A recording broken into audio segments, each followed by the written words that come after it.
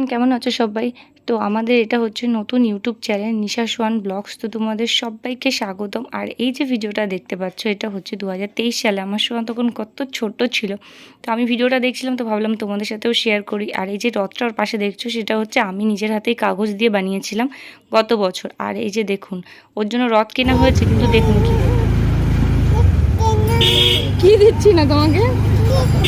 তো তার বলার বক্তব্য, আমরা নাকি তাকে রথ কিনে দিচ্ছি না। তো যাই হোক, এটা হচ্ছে ওর এবছরের রথ। তো আমি যেটুকু পেরেছি সিম্পলের মধ্যে সাজিয়েছি। আর ছেলেকে দিয়েই আমি, আমার শাশুড়ি, আমার বর, মানে সবাই মিলে সেই ছোট্টবেলাটাকে আবার উপভোগ করছি। মানে ওকে নিয়ে বেরিয়েছি যেহেতু।